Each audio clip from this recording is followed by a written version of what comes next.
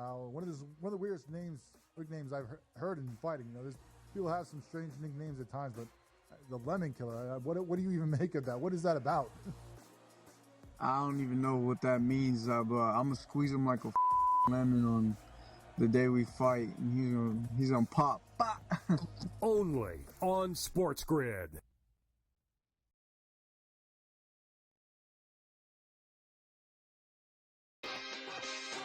What if he gets Kellen Moore? See that guy, right? He was like supposed to be the coach in waiting when he was the offensive coordinator. Is that enough? Like, does Jerry pull the trigger for that? Or does he pull the trigger for Dion? Mike McCarthy would have not let this play out this way unless he had a job. So I think McCarthy already has the New Orleans job. Game time decisions. Only on SportsGrid. Your gut says Miami is going to win, and you should take the over. Your gut also said your NFT selfies would only go up in value. They didn't. But your head is on SportsGrid and knows the QB is in concussion protocol. The backup has a 45 QBR against the zone coverage. The New York D has the most sacks in the league. So yeah, trust your head. It's smarter to be on SportsGrid. We all know MVPs don't win the Super Bowl. It's not about MVPs, man. The only MVP, fine. Win the MVP in the Super Bowl. Nobody cares about the MVP in the regular season besides people that bet on it, the actual player themselves, and their agent that's getting a cut of the bonus money. Other than that, who cares? What do you care who wins the MVP? Well, like I said, unless you bet on it. Right? If you bet on it, fine. Then I guess you can. Sports Rage tonight. Only on SportsGrid.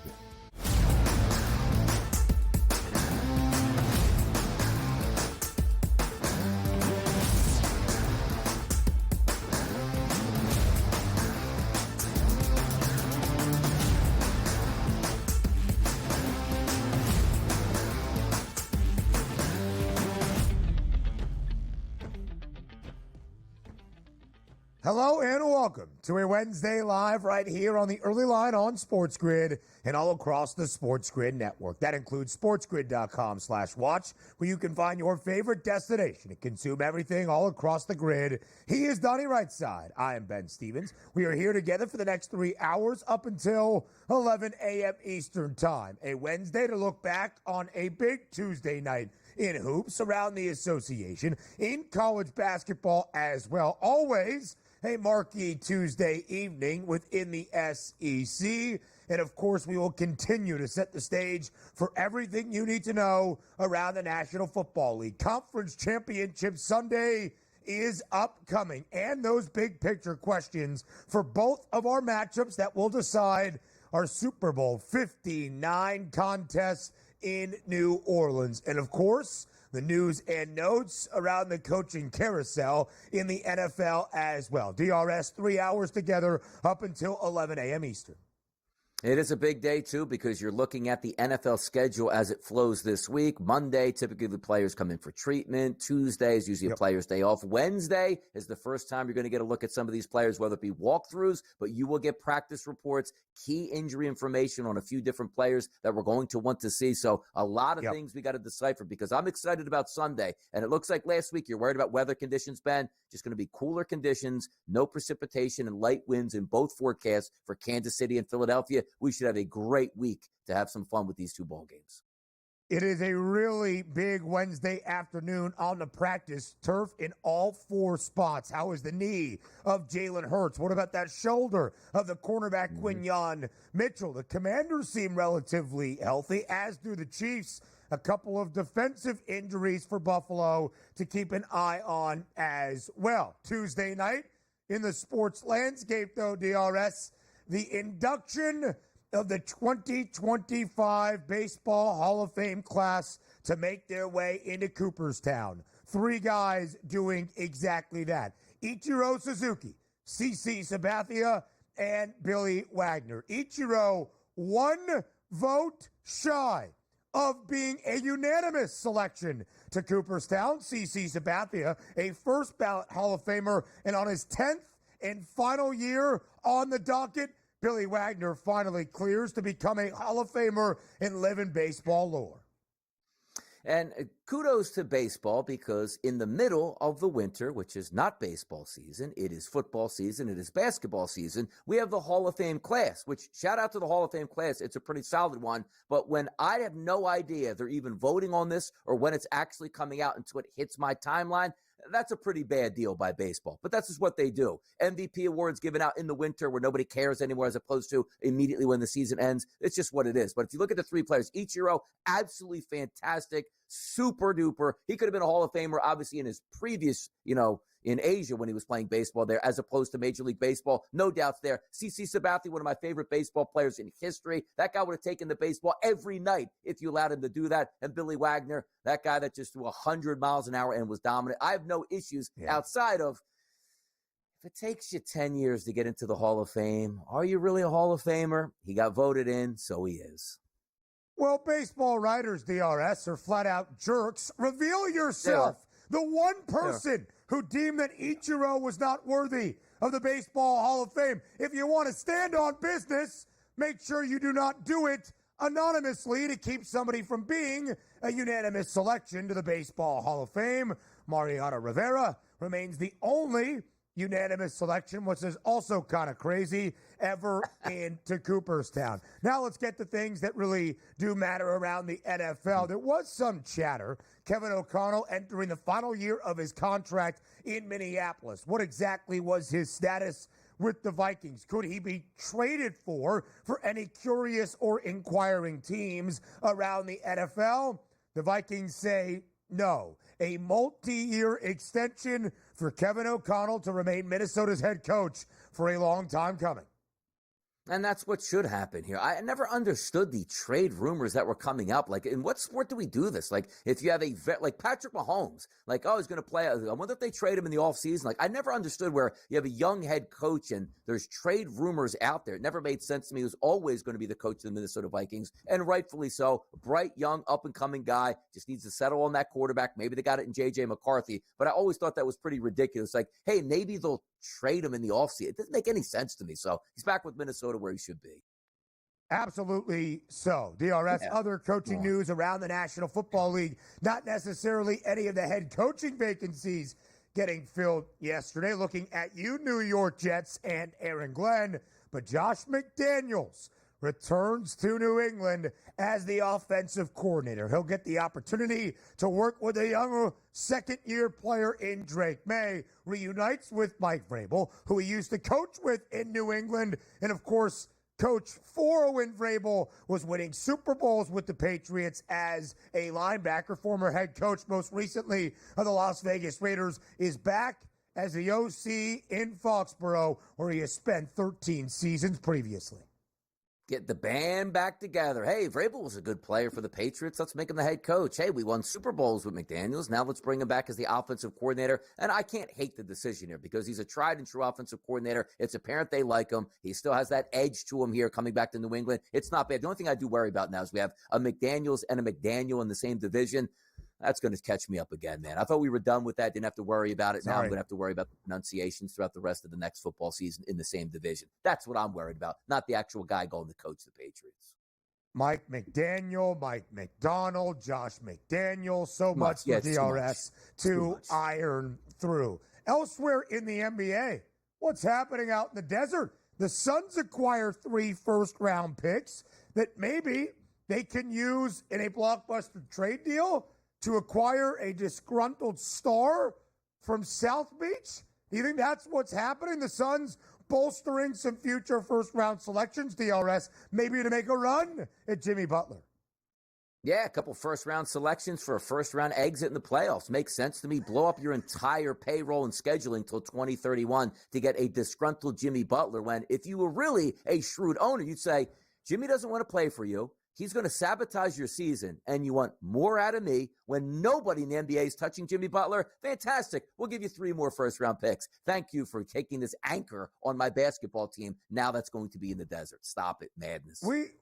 We are just past the midway point of this 2024-25 NBA season, and through 42 games, The Suns are 21-21. I think mediocre is a word you could use to describe that. Big-time top 15 tilt last night in Knoxville between number 6 Tennessee and 14th ranked Mississippi State. The Vols, after dropping a game to in-state foe Vandy over the weekend, do bounce back. 68-56 at home on Rocky Top, covering as an 8.5-point favorite. Calling card is defense, and you hold a top 15 team to 16 points in the first half, you're doing your job. 12-point victory and holding a team in the total to 56 points, that's what I'm talking about. That's Rocky Top right there. A pretty good two-day run for Ohio State athletics. The Buckeyes on the road yesterday in men's basketball go into Mackey Arena and upset number 11 Purdue 73-70. Big second half for Jake Diebler and Ohio State to get the upset, winning outright as a 9.5-point road dog. Did anybody at Ohio State even watch that game, pay attention, or are they still drunk from a national championship game performance? But that's a good way to do it here. Yeah, by the way, they lose that game, Ben, 2-6 in conference play, Ohio State. Monster win for them. Big win for the Buckeyes. Big win for Jake Diebler, who seems to have Purdue's number. DRS, they just ride the wave and continuing to enjoy those adult beverages. Dan Hurley told a referee last night, "Don't you turn your back on me. I'm the best coach in this effing sport." And then had to go to overtime against a Butler team that had one previous win in the Big East as a 13.5-point home favorite to survive. Dan, if you're going to talk the talk, you better walk the walk. More on the early line next.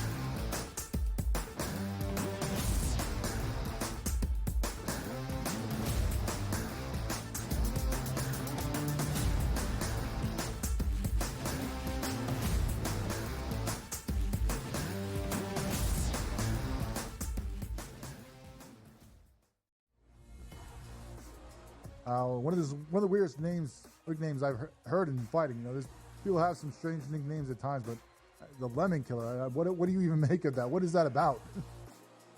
I don't even know what that means, but I'm gonna squeeze him like a lemon on the day we fight, and he's gonna pop.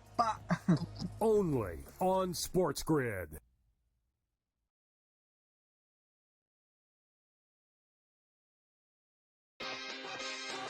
What if he gets Kellen Moore? See that guy, right? He was like supposed to be the coach in waiting when he was the offensive coordinator.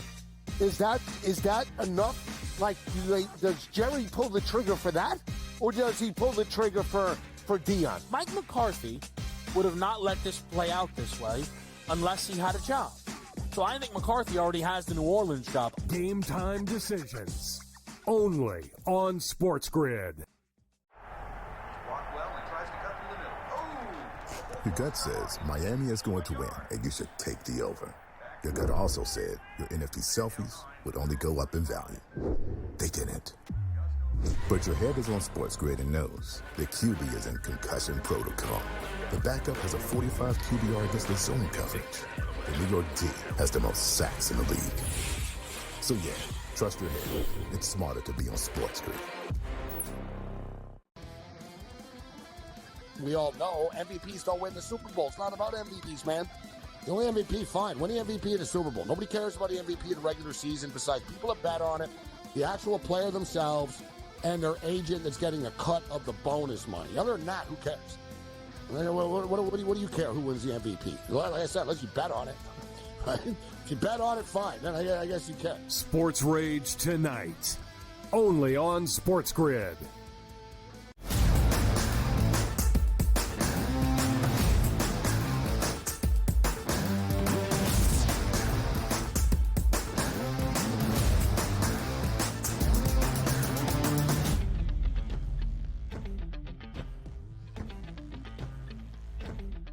Live right here on a Wednesday morning on the early line on SportsGrid. As Donnie and I have already laid out, Wednesday, always an important day in the National Football League weekly schedule. Because if you play on Sunday, Wednesday is your first full day of practice. Any reports that we have that come out as the guys will get on the practice field a little bit later this afternoon, we will bring you. We will also set the stage for Conference Championship weekend and the NFL playoffs a little bit later on.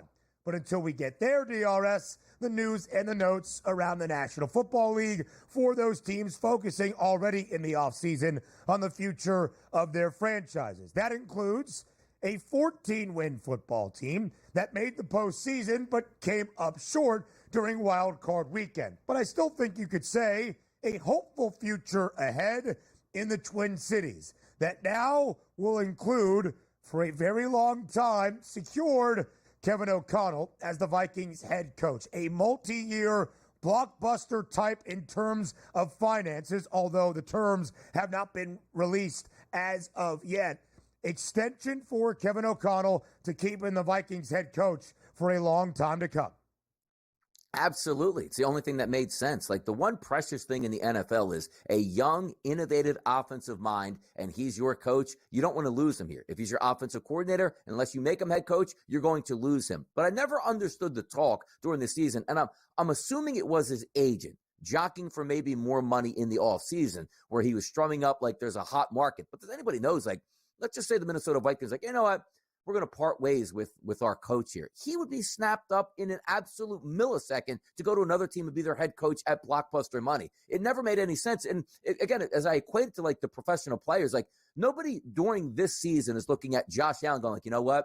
Maybe they trade him in the offseason. It's like, where does this even come from? Like, where did the talk start where one of the young, up-and-coming, brightest minds in the sport on offense is your coach? You're like, we might trade him if we don't really feel like we're going to re-sign him. I don't know where that came from. I just figure it might have been his agent, but it just makes sense. He's back with Minnesota. And next year they figure they do have their franchise guy in J.J. McCarthy. But I'll tell you, it will get interesting behind the scenes if he actually doesn't want J.J. McCarthy just yet because he's under contract for a couple years. Sam Darnold was good. Let's ride those vibes. Let's add a couple more pieces. Let's get him some help. That's the interesting parts of the offseason. It never was, are they bringing back Kevin O'Connell, or are they going to do a Dallas Cowboys? You better win next year. We're all in. I'm not going to sign you until you do. Never made sense. This is your coach. Sign him long-term. They did that. Case closed.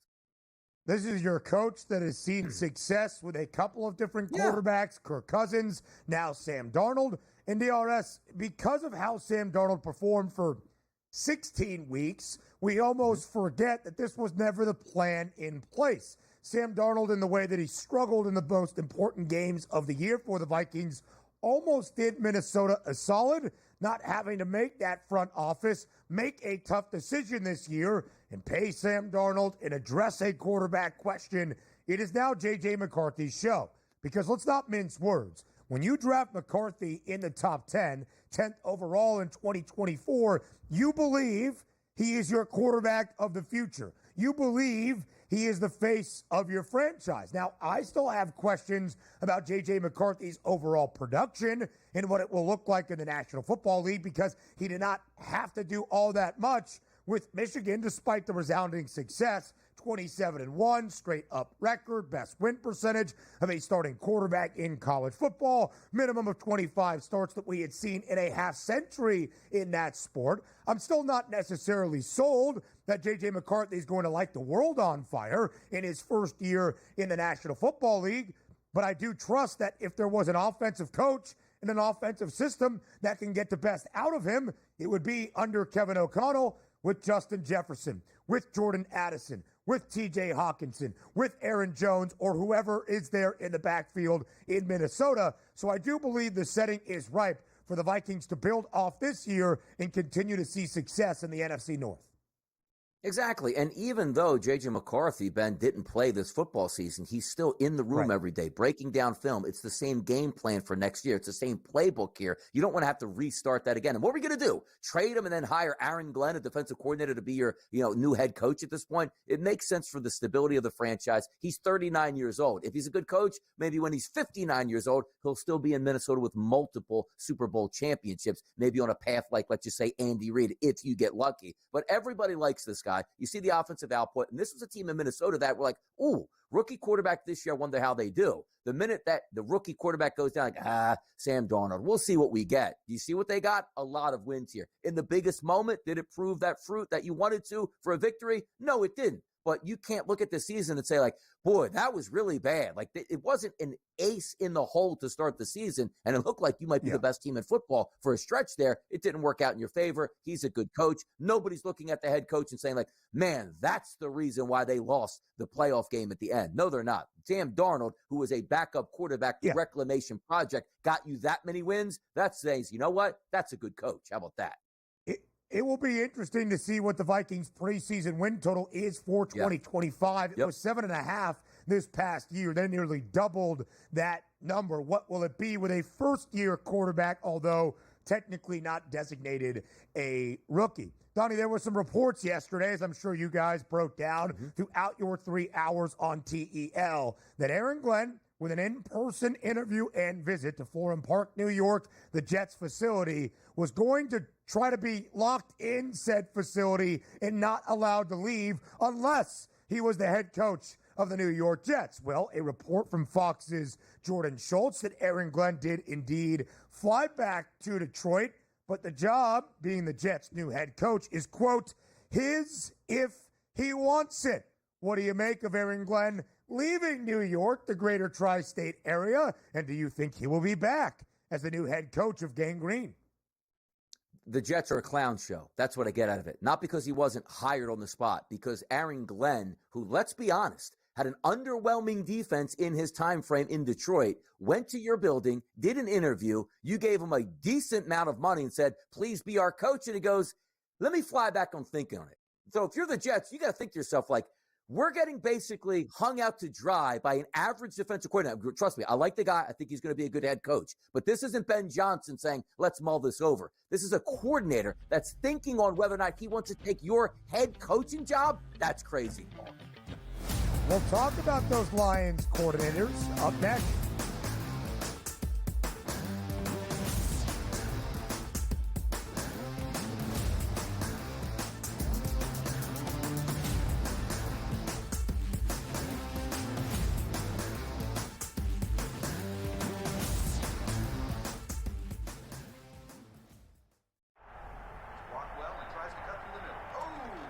Your gut says Miami is going to win, and you should take the over.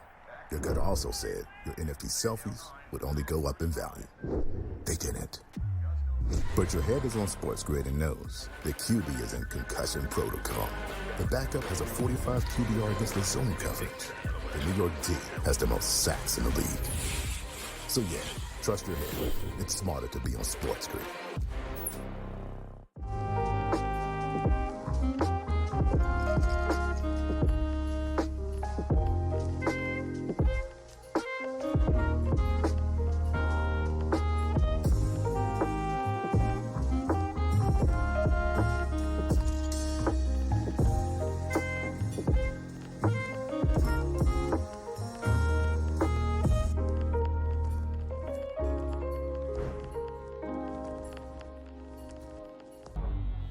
Two guys that can do it all. Too much electricity this morning. This is a good time. We're having a lot of fun. I had to do a triple take. Ka-ching!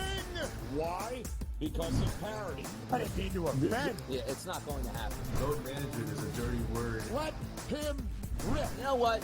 Circumstances provide the results. What? How do you do this one? Oh, Donnie, you've got such a good show there. A network that is booming. The Early Line, only on SportsGrid. Saturday, January 25th is a huge day at Gulfstream Park. It is Pegasus Cup Day. We're going to have a preview show. First Bet presents the DRF handicapping show for Pegasus World Cup. Alexa, tell us more. Yep, Friday, January 24th. Make sure to tune in on SportsGrid TV from 2 to 3 p.m. to see the show. If you miss it then, don't worry. It airs again on Saturday at 11 a.m. We're going to talk about all the major contenders in the Pegasus Cup. Special guests Bailey Armour, Samantha Perry, and Randy Moss will join us. Don't miss it.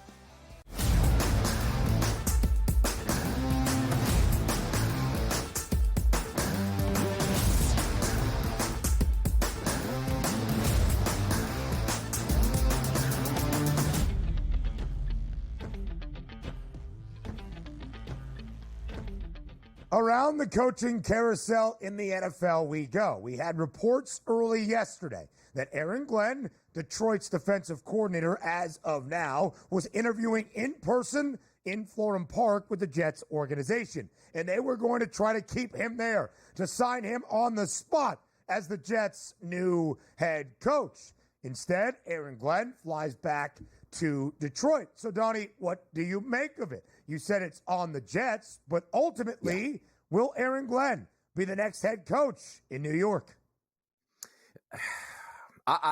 I would say yes, because I think anytime you're getting an opportunity to coach in New York, you're on the big stage right there. You know, there's plenty of money to go around. The ownership group, that's the issue we have. Like, what do we honestly believe? Like, he really wants that Saints job? Like, that was his dream at this point? Like, I know what he's doing, and his agent is being smart about this, because if the Jets really want him, he obviously heard some things that he would like to change. Number one, possibility of years on his contract. Number two, money on his contract. Number three, the biggest question in the room. He might have been sat down. They go, we want you as our head coach. We are willing to sign you as a head coach. But the one thing we would like to see you do, make sure you keep Aaron Rodgers in town for one more year. And that could be a deal breaker. Now, as a good poker player, he might come into that meeting and go, like, you know what?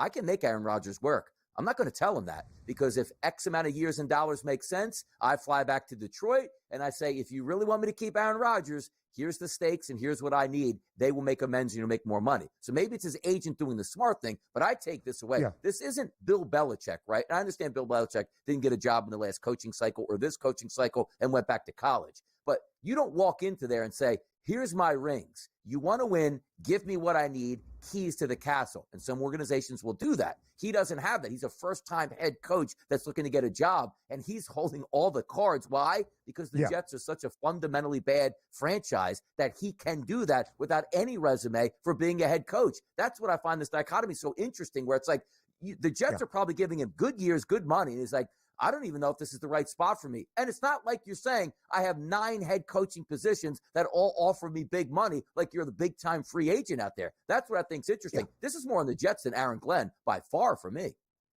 Completely agree, DRS. It makes sense from Aaron Glenn's perspective to do his due diligence. He was already scheduled to interview in New Orleans with the Saints later this week. So from his perspective, to take his time to mull things over, to meet with multiple organizations in person, because now that the Lions and his defense allowed 38 points on Saturday night, he is allowed to do those in-person interviews. It's more so on the New York Jets to basically be like, hey, buddy, it's your job if you want it. Here's all the money you could hope for. We'll give you the keys to the organization. And for him to be like, let me sleep on it. Again, the Jets, that's a great organization. Brick Johnson, what a great owner he is going to be. I mean, it is so good. So that's the defensive side of the football in Detroit with Aaron Glenn. Of course, now the Lions' former offensive coordinator, Ben Johnson, is the new head coach in Chicago. Here was Ben Johnson and his family walking into Hallis Hall for the first time yesterday. Listen, thank you so much. My family and I, we are beyond excited. This is exactly where we wanted to be. That's exactly where we wanted to be. This is going to be a challenge. I am well aware of that. I know what this division's about. And this is exactly where we want to be. We're going to go after this thing, and it's going to take all of us in this room. It's going to take this locker room. It's nothing more important than that locker room and us serving that locker room with those players. All right? They need to understand that, and they need to feel that from us every single day. And if we do that, the wins are going to come. The playoffs are going to come. All right? Can't wait to get to know you guys. And thank you so much for the warm welcome. Thank you. I mean, that's a beautiful sight in the Windy City, DRS. What more could you ask for? Yeah, if I was Ben Johnson, I'd walk in there and I'd look up and I'd say, you know what? Thanks for that cheer. None of you in this building know how to win a damn football game. You're fired. We're cleaning house. The winning starts now. Drop the mic and walk out. That's if I'm Ben Johnson. And you know, if you're a Bears fan, they said that, and he goes, I'm looking at you, Grandma Bear. Are you in here? Don't ever show your face in here again. How about that? That's a winning organization. When he says he's looking forward to working with all of them, he should be looking forward to firing all of them. How about that? Can't blame the staffers, I agree. But if you could find the McCaskey family and turn around and be like, all right, take your 1992 Toyota Camry and take a hike up to Sheboygan, Wisconsin. Put that in a We're good bonfire. here at Hallis. Yeah. More on the Bears next.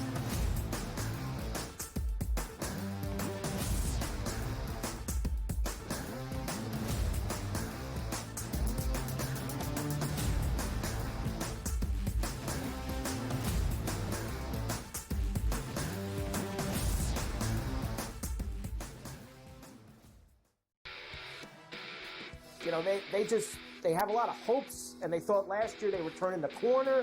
Even early this year, they start turning the corner, and then you lose 13 games in a row. Edmonton chipped away, got a late goal, won the game 4-3. I felt like they dominated the third period. They moved the puck on that power play. It was an exceptional hockey game. It went over the total. Only on SportsGrid. This guy Ovechkin, how he was injured and missed all that time, and the fact that he's still on pace to pass Gretzky. I think everybody's rooting for Ovechkin at this point in time, and I think he'll do it as well. So it's a feat that no one ever thought Scotty would be broken. It's going to be broken, and it's probably going to be broken because you know he's not going to stop shooting. Pharrell, coast to coast, only on SportsGrid. Two guys that can do it all. Too much electricity this morning. This is a good time. We're having a lot of fun. I had to do a triple take. Ka-ching! Why? Because of parity. I didn't mean to offend. Yeah, it's not going to happen. Load management is a dirty word. Let him rip. You know what? Circumstances provide the results. What? How do you do this once? Oh, Donnie, you got such a good show there. A network that is booming. The Early Line, only on SportsGrid. Your gut says Miami is going to win, and you should take the over. Your gut also said your NFT selfies would only go up in value. They didn't. But your head is on SportsGrid and knows the QB is in concussion protocol. The backup has a 45 QBR against the zone coverage. The New York D has the most sacks in the league.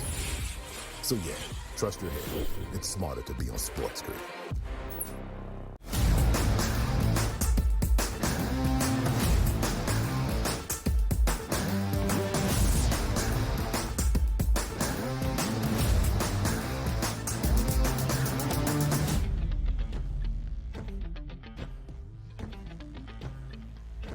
So right before the break, we saw new Bears head coach Ben Johnson meet with the staff inside Hallis Hall. And Donnie, he said this is exactly where he and his family wanted to be, but understanding the challenge of taking one of the most illustrious and historic organizations in NFL history and making them a true contender within the NFC. As Ben Johnson said, he understands the division. He knows how difficult the path through the NFC North is going to be, and he knows how difficult it might be to turn around a dormant Bears offense who has not been top 5 in scoring in the NFL in over a decade, since the 2013 NFL campaign. This past year, 5th worst around the NFL, fewer than 19 points per game. They were dead last in terms total offense in yardage output in the NFL this season. And of course, the RS, it is all tied to the rookie quarterback who was about to enter his sophomore season in the 2024 number 1 overall pick, that being Caleb Williams. We know Ben Johnson believes it is going to be a challenge. Do you think he is truly up for it? He is going to be up for it because there is a level of expectation for that offense and what it should be. And if you're saying right now you're going to get, and we don't have to put him number 1 or whatever, but he is a top 5 offensive play caller in the NFL. When you watch the Chicago Bears, their offense was a mess. And you say, well, how could that be? Moore, Allen, and Odunze at wide receiver, Swift in the backfield. Cole Kmet is a viable tight end option, a decent young offensive line. How did this not work? I'll tell you how it didn't work. You had a defensive coordinator who was an idiot as your head coach, who hired an idiot offensive coordinator that you fired midway through the season when you just brought him in. You just need stability at the offensive coordinator position. If you have Jared Goff coming over now in the hands of an electric offense in Detroit, you know who was the maestro? Absolutely was Ben Johnson. This was the position that Ben Johnson should have had last year when the Bears should have given him the job and not Matt Eberflus or even brought anybody in for interviews because you were giving Matt Eberflus another season. If you're looking at from a Bears fan perspective, you've been beaten down for a long time. You now have an ace in the hole as your offensive coordinator / head coach with your young rookie quarterback that you expect to be a franchise / MVP type talent with talent already on the offense. I don't see this as a building block team like, ooh, let's see what we have. Sure. The expectations for Caleb Williams next year are to have a very good season. And if he does, there's weapons that should also have very good seasons. Love the move, love the hire. It's time to start winning in Chicago. This was the right move. This is the right situation. Caleb Williams throughout this year, as you look at his rookie season stats, was poked and prodded, right? Especially in comparison to the number 2 overall pick in Jaden Daniels and other QBs behind him like Bo Nix that also led his team to the postseason.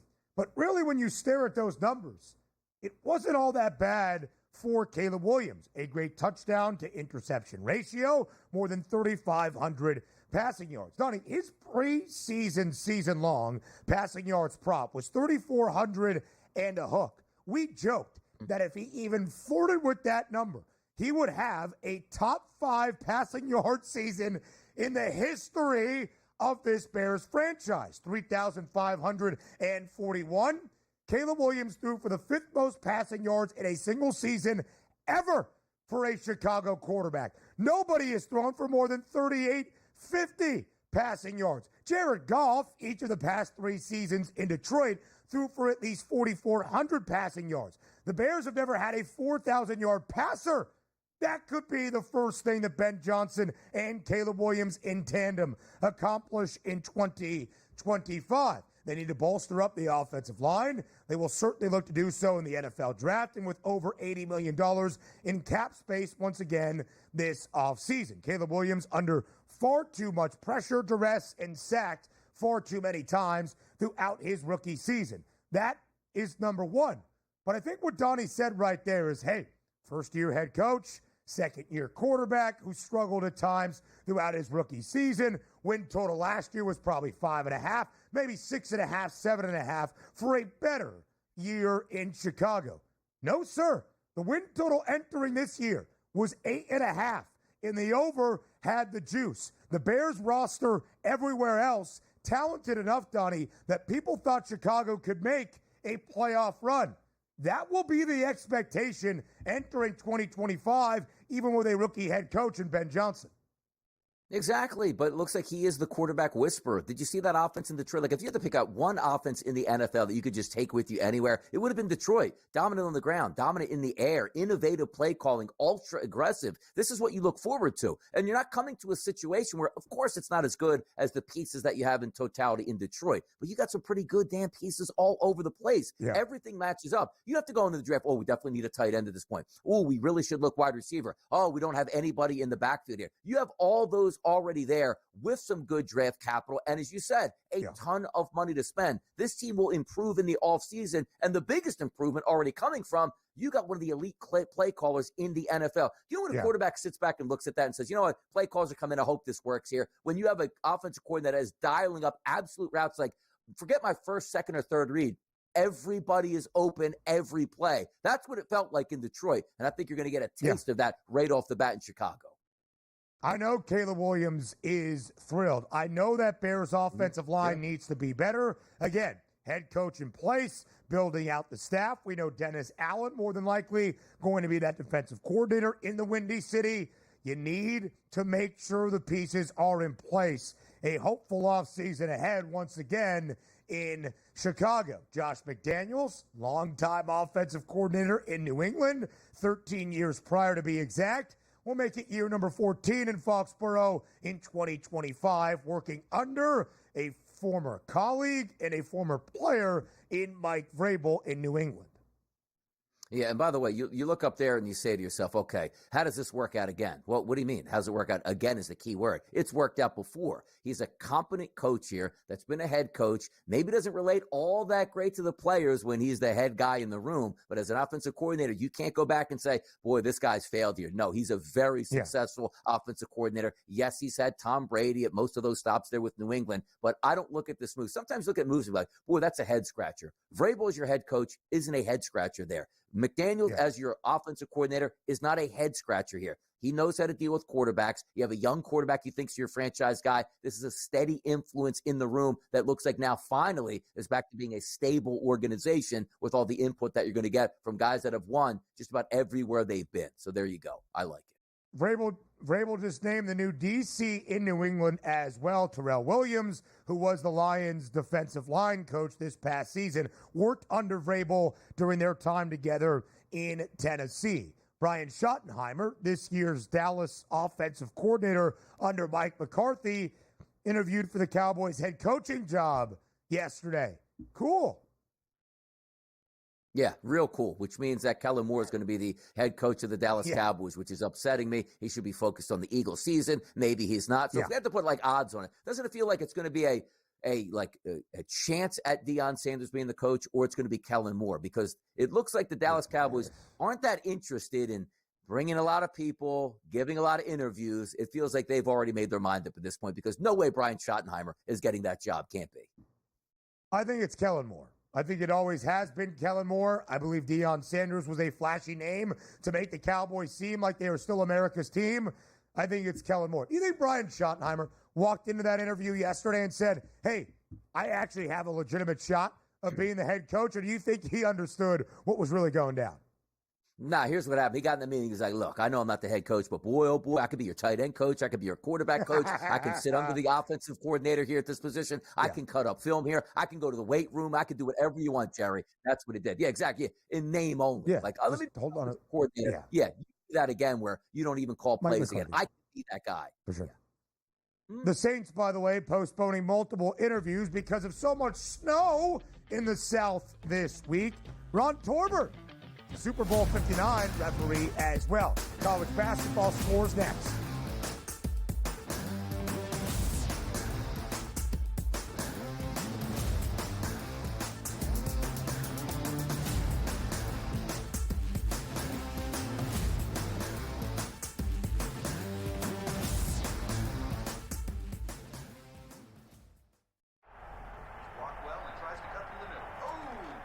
Your gut says Miami is going to win, and you should take the over.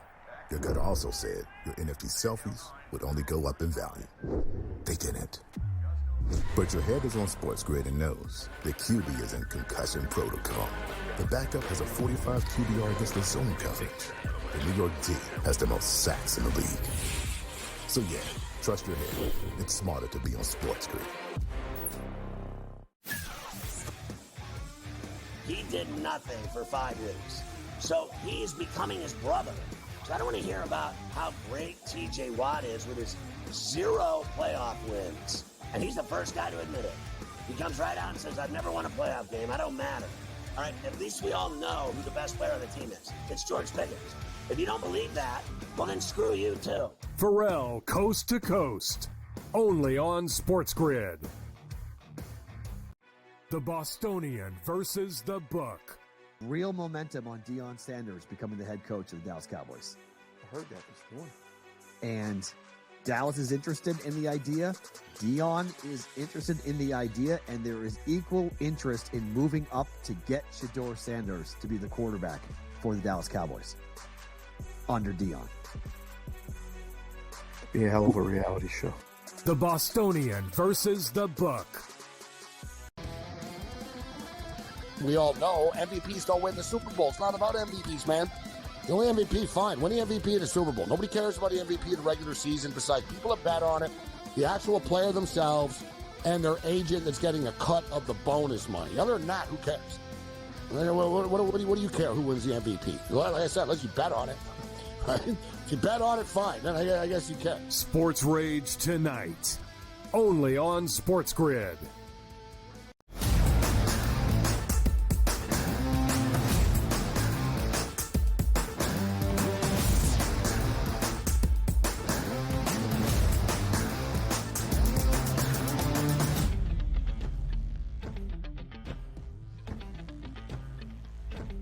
College basketball news and notes from a Tuesday night around the country with a lot of focus, as always, on the SEC. Top 15 tilt in Knoxville between number 6 Tennessee and number 14 Mississippi State.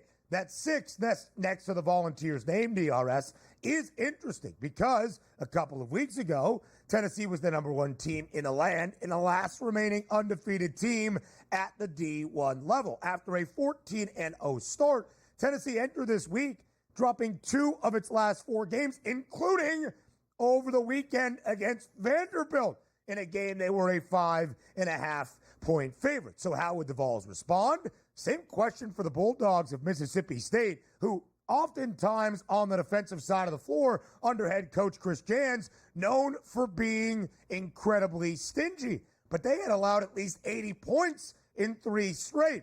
Not all that high scoring yesterday for the 3rd most efficient defense in the country, but the Vols back on track. Double-digit win, 68-56. Tennessee covers as an 8.5-point home favorite. Total of 142 and a hook. Stays well under as well. Yeah, you probably thought that game would probably stay under. The 2 calling cards for both of these teams is not really getting up and down the court. It's playing good defense and not turning the basketball over. And you might say, like, well, why is the reason they only scored 56 points is a direct correlation that you just turned it over too many times. They only had 11 turnovers. Talking about Mississippi State, Tennessee only had 10 turnovers in this game. So theoretically, it was a pretty clean basketball game, but shot-making ability, a little bit different there. 34% as a team for Mississippi State, 42% for the Tennessee Volunteers. And when you're getting on... Look, it's hard to win basketball games in college basketball on the road in conference play. It's always a starting point here. But you do look at saying, okay, how did home court advantage help us here? Simple fact, 10 of 33 from three-point range, only 30% there, 66% from the free throw line. And if you don't get started off well in an opposing team's gym, it's typically too tough to overcome. You score 16 points in the first half when your opponent scores 34. That game is over at the break. Even though Mississippi State opened up a bit more in the second half with 40 points, you can't dig yourself that big of a hole against a defensive team when you're not known, then, as a great offensive team already. It was over at the half. Big night for Chaz Lanier, 23 points, 8-game high to lead the Volunteers to a big, big victory. As Donnie mentioned, especially in the SEC this season, winning on the road is going to be difficult. Winning any games is going to be tough. After a 14-1 start for Mississippi State, they have now lost 3 of their last 4. Elsewhere around the SEC, Alabama continues to score a lot of points. They beat Vanderbilt big in Tuscaloosa as an 11.5-point home favorite. Total of 167.5 skies over with a 103-87 final. Iowa State, number 3 team in the country, continues to look the part. A 25-point rout at home in Ames against UCF. The Cyclones cover as a 15.5-point favorite. Now let's get to some closer games on a Tuesday night. Ohio State on the road, continuing a great 24 to 36-hour run for Buckeyes athletics in Mackey Arena against the Boilermakers, upsetting number 11 Purdue at home. Again, road victories in any high major conference during this time of the year, difficult. The Buckeyes winning outright as a 9.5-point road underdog, snapping a 26-game home win streak for the Boilermakers. Incredibly difficult, but it's what Ohio State did last night, winning 73-70 in West Lafayette. It's pretty crazy. You go on the road and handle your business, even after, as we just said, hey, you can't dig yourself a hole in the first half, which is exactly what Ohio State did. And how about the turnover margin? 18 turnovers for Ohio State, only 10 for Purdue. It's like, wait a second, well, what actually happened here? You're not supposed to shoot as well on the road as you do at home. How about 11 of 23 from three-point range, which is 48%? How about going to the free throw line and making 82% of your free throws? That was the difference there. It's crazy that you can have 8 more turnovers, but if you do shoot the lights out, you can make up for those turnovers. And that's exactly what happened. Tough first half, great second half. 45 points on the road against a rival in the second half. That's impressive. That's a crazy win because some of the metrics, even personal fouls, Ben, 22-17, where Ohio State was fouling more and turning it over more and still won that game. And it was an upset. Sometimes you could say, like, you know what? The better team just found a way to win here. The better team technically was Purdue, and you made more mistakes as Ohio State and still won on the road. That's kind of crazy. Yeah. The San Diego State transfer, Micah Parrish, 22 points to lead the Buckeyes. Game high 26 out of Purdue's Trey Kaufman-Renn. Uncharacteristically poor shooting night for Braden Smith, the nation's best point guard. 3 of 14 last night for the Boilers. But, Donnie, an important game in the Big Ten standings. Purdue entered just a half game behind Michigan State. A lot of conversation this weekend. That tight game in East Lansing on Sunday afternoon between MSU and Illinois. Purdue in the mix. Which team is really the favorite to win the Big Ten regular season crown? A big one for the Spartans to see Purdue lose on its own home floor. UCLA, big second half against the Badgers at home inside Pauley Pavilion. Wisconsin's 7-game win streak does come to a close. They were a 3.5-point road dog, so they do cover. Marquette handles Seton Hall. Total of 138.5 stays under. UConn and Butler, Connecticut DRS, 13.5-point home favorite in Hartford. Hosting a Butler team who entered last night sub 500, just one win in Big East play. A viral clip that circulated on Tuesday evening of Dan Hurley, often wears his emotions on his sleeve on the sideline, getting into it with a ref who turned his back on Hurley. And Dan Hurley, pretty obvious to read from his lips, said, "Don't turn your back on me. I'm the best coach in this effing sport." And then UConn had to go to overtime to edge out Butler in a home game in Hartford. What's your reaction to something like that, DRS? I love it. I love the heat here early in the season, especially from a guy that's looking to do a Patrick Mahomes, Andy Reid. Who gets there first? Yeah, who gets there first? 3 Super Bowl champions or 3-time NCAA champions back to back to back? Watch that play. But by the way, if you wanted the ultimate scenario and a spot that you wanted to bet, and I wish I was involved on it last night, West Virginia with a monster win. How did they perform against an underwhelming Arizona State? Yeah, they got beat outright at home. Tough scenario, man. But sometimes those kids get so high on that pedestal, you got to come back down to earth. That was a tough loss for West Virginia, who cracks into the top 25. Now probably going to crack back out of it. It was only an 8.5-point spread. That should have said something. Around the association next.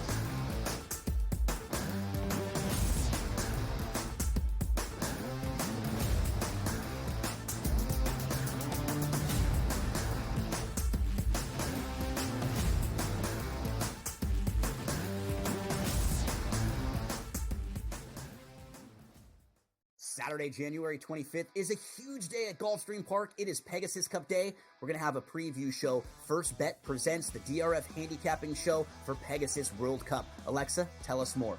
Yep, Friday, January 24th. Make sure to tune in on SportsGrid TV from 2 to 3 p.m.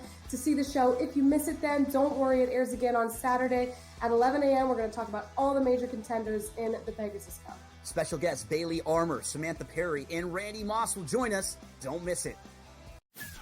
This guy Ovechkin, how he was injured and missed all that time, and the fact that he's still on pace to pass Gretzky. I think everybody's rooting for Ovechkin at this point in time, and I think he'll do it as well. So it's a feat that no one ever thought Scotty would be broken. It's going to be broken, and it's probably going to be broken because he's not going to stop shooting. Pharrell, Coast to Coast, only on SportsGrid. Two guys that can do it all. Too much electricity this morning. This is a good time. We're having a lot of fun. I had to do a triple take. Ka-ching! Why? Because of parity. I didn't mean to offend. Yeah, it's not going to happen. Load management is a dirty word. Let him rip. You know what? Circumstances provide the results. What? How do you do this once? Oh, Donnie, you got such a good show there. A network that is booming. The Early Line, only on SportsGrid. Your gut says Miami is going to win, and you should take the over. Your gut also said your NFT selfies would only go up in value. They didn't. But your head is on SportsGrid and knows the QB is in concussion protocol. The backup has a 45 QBR against the zone coverage. The New York D has the most sacks in the league. So yeah, trust your head. It's smarter to be on SportsGrid.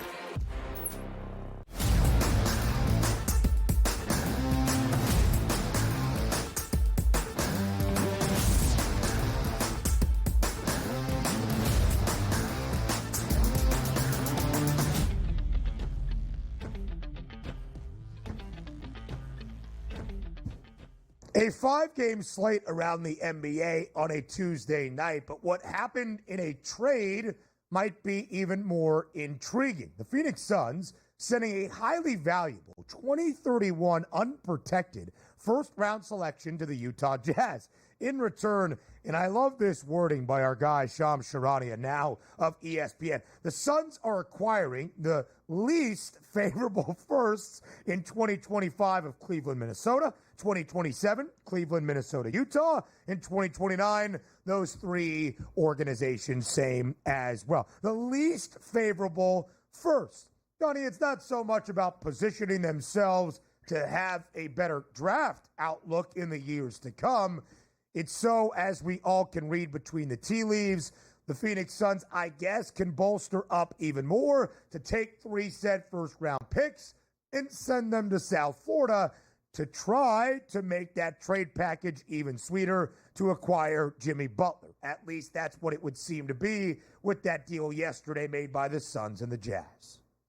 Yeah, it's just the way the NBA operates. It's, we're going to trade the futures out there. First-round picks don't really mean too much. They're usually protected, so they can't be top 5, top 10. So, hey, we're going to give you 3 picks. That'll be somewhere around 25, 26, and 27, which are going to amount to nothing as basketball players. But it is the business of the NBA, and superstars and putting them on one team saying something. But it is the Phoenix Suns. We understand what they're trying to do, but it just feels like when you are in real estate, when you are trying to broker a deal, when you are trying to buy a company, you're supposed to get the best possible number that you can get for either side. And I understand what the Miami Heat are doing, what the Phoenix Suns are doing. But having said that, if you walk into a negotiation and they tell you, a la Daniel Jones and the Giants, nobody wants you, nobody's giving you $1, and the Giants go, $40 million. How about that? How's that sound? That sounds like what we're doing here for the Phoenix Suns. You shouldn't be acquiring anything at this point. You should be getting a discount. And I don't even know if it's legal in the NBA. You should be paying 75% of the salary Miami Heat to send him over to the Phoenix Suns on how badly he's going to blow up your franchise if you don't move him. I just look at this and say, you have addition by subtraction in Miami. He doesn't want to be there. But is this the final piece of the puzzle of a 36-6 ball club that's looking to add Jimmy Butler? It's like they're taking on water, and then they're going to take on a cannonball to the side of the boat that's going to sink them and say thank you for that. Doesn't make sense. The Phoenix Suns right now are 21-21. If the season ended today, they would be the 10th and final seed into any sort of postseason competition. Of course, the 4th and final team into the Western Conference play-in tournament. Right now, they are tied for the 6th best price, that being Phoenix, at a 20-1 number to win the Western Conference Championship. They get Jimmy Butler and maybe drop to 15-1. What's the outlook? What's the ceiling? A 2nd-round exit instead of a 1st? I think Donnie is spot on here. I think the Suns are cratering their organization. Cratering might be enough. All to say, Donnie, making these maneuvers to really not even do much to their organization to acquire Jimmy Butler. Does it make Phoenix better? Sure. Does it make them an NBA championship contender? I would say flat out no, but we shall see. Elsewhere around the NBA, the start of Rivals Week in the association, the Borough battle between the Knicks and the Nets in Brooklyn. New York wins 99-95 as a 12-point favorite, so the Nets do cover at home. Low-scoring game. The NBA would love for Joel Embiid and his Sixers and Nikola Jokic and his Nuggets to be rivals, but Embiid's not playing really anymore, so the Nuggets absolutely hammer Philadelphia at Mile High, 144-109, winning by 35 and easily covering as a 12.5-point home favorite. Yeah, 2 good looks last night. I took the Nuggets at minus 13 points yesterday, smoked the Philadelphia 76ers, took the Raptors getting a couple points at home against the Magic. That was fun. But also, look at the Trailblazers Heat game. Didn't have a wager on that game, but this is what we're talking about. The Heat are 21-21. A horrible Trailblazers team is in town, and the Trailblazers easily handle them because Jimmy Butler gave you 27 minutes and 13 points. They remember, like, oh, it's going to be nice to get him back. Like, the Heat feel like they're just getting beat on a night-to-night basis with Jimmy Butler, who's actually playing major minutes. But the Phoenix Suns, who tried this now multiple times to have 3 superstars, like, you get Bradley Beal and it doesn't work out. And you say to yourself, well, you know what the difference is now? Let's get rid of Beal and get Jimmy Butler to replace. It just doesn't make any sense. And is anybody out there as a top-level NBA guy that's like, you know what? This is the move that's going to put Phoenix back on top and reinvigorate them. I haven't heard anything out of this. Nothing from that perspective. Yeah. The Blazers, by the way, 43 games this year, an underdog in 40 of 43, 22-17-1 against the spread. But, I mean, they're competitive. Hey, that's all you can say. Hour 2 on the early line is up next.